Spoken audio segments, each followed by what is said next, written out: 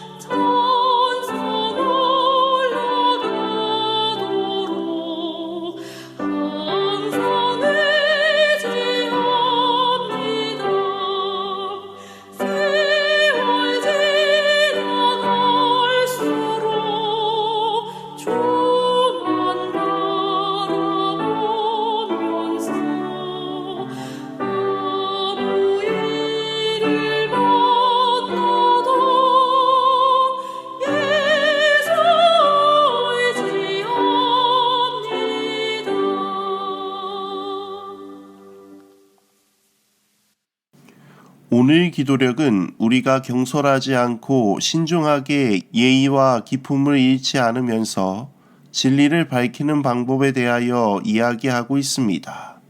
오늘 기도력에 있는 말씀입니다. 종교개혁이 한창일 때 프랑스 신도교들은 프랑스 전역에 가톨릭 미사를 비판하는 벽보를 붙였다. 그들이 왜 가톨릭 미사가 하나님의 말씀에 맞지 않는다고 생각했는지는 충분히 이해할 수 있다. 그러나 자신의 생각을 무분별한 방식으로 표현하면 비극적인 결과가 생길 수도 있음을 이 사건에서 알 수 있다. 그 벽보 중 하나가 당시 프랑스 국왕 프랑스와 1세의 침실문에 붙었다. 분노에 찬 왕은 마르틴 루터의 가르침에 동조한 정황이 있는 사람들을 모두 잡아 죽이라고 명령했다.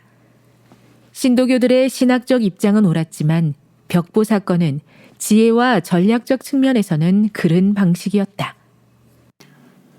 진리를 찾았을 때 그 기쁨은 말로 형용할 수 없습니다. 특별히 진리를 모르는 사람들에게 이 진리를 무조건 전해야 하겠다는 생각이 듭니다. 왜냐하면 진리를 알지 못하고 깨닫지 못하면 그들에게 생명이 없기 때문입니다. 그래서 우리는 사람들에게 진리를 강요하고 무조건적으로 반대하고 자신의 진리를 내세웁니다. 그 결과 많은 사람들은 진리보다 진리를 강요하는 사람들을 보고 진리를 거절합니다. 성경적인 진리는 옳지만 진리를 전하는 사람들의 실수로 진리가 땅에 떨어지는 모습을 볼 수 있습니다. 이처럼 종교개혁 시대에도 이러한 일들이 있었습니다. 가톨릭 미사가 하나님의 말씀에 맞지 않는다고 해서 그것을 비판하는 벽보를 만들어 프랑스 온 지역에 붙이는 이들이 있었습니다. 그들은 이 일을 다한 후에 하나님의 진리가 프랑스 지역에 전해졌다고 생각했을지 모릅니다. 그러나 이 벽보는 프랑스 왕의 침실에도 붙여졌고 그 결과 왕은 종교개혁에 동참한 모든 사람들을 죽이라고 명령을 합니다. 오히려 진리는 진리를 전하는 사람들의 실수로 무너짐을 볼 수 있습니다. 어떻게 하면 이 진리를 예모 있고 기품 있게 전할 수 있을까요? 오늘 기도력에 있는 말씀입니다. 예의와 기품을 잃지 않으면서 진리를 밝히려면 어떻게 해야 할까? 그 답은 기도하라는 것이다. 하나님께서는 특정 행동 방식을 분명하게 지시하신 적이 많다. 다윗 왕에게 하나님은 성전을 짓지 말라고 명하셨다. 여호수아에게는 단순히 아이성을 공격하라고만 말씀하지 않고 구체적인 방법까지 일러주셨다. 바울은 아시아에서 복음을 전하지 말고 마케도니아로 가라는 지시를 하나님께 받았다. 하나님이 아무런 지시도 내리지 않았는데 하나님이 시켜서 그렇게 했다고 착각하는 이들이 많다. 세상에서는 하나님의 말씀에 걸맞지 않는 일이 많이 벌어진다. 심지어 교회에서도 하나님의 기준에 이르지 못하는 일이 벌어지곤 한다. 그런 상황에서 어떻게 대처해야 할까? 바울은 사랑으로 진리만을 말해야 한다고 권면한다. 베드로는 누군가의 머리를 베어버리려다 귀를 자르고 말았다. 야고보와 요한은 마을 하나가 통째로 불타기를 바랐다. 그러나 예수님의 방법은 다르다. 국왕의 오래된 믿음을 공격하려던 프랑스 신도교들의 열의는 잘못된 방향으로 흘렀고 안타까운 결과를 초래했다. 우리는 결과를 두려워해서는 안 되지만 예수님을 바람직한 방식으로 소개하기 위해 신중을 기해야 한다. 예수를 위해 굳게 서되 사랑으로 진리를 전해야 한다. 우리가 기도할 때 하나님은 우리에게 갈 길을 보여주시고 허락하십니다. 우리에게 진리를 전하지 못하게 하실 때는 아직 그들에게 복음을 전할 때가 아니기 때문입니다. 그래서 하나님께서는 하나님의 복음을 전하는 자들에게 구체적으로 이렇게 하라, 이렇게 하지 말라라고 공고하십니다. 특별히 바울은 아시아에서 복음을 전하지 말고 마케도니아로 가서 복음을 전하라는 명을 받습니다. 그렇다고 아시아에 복음을 전하지 않은 것은 아닙니다.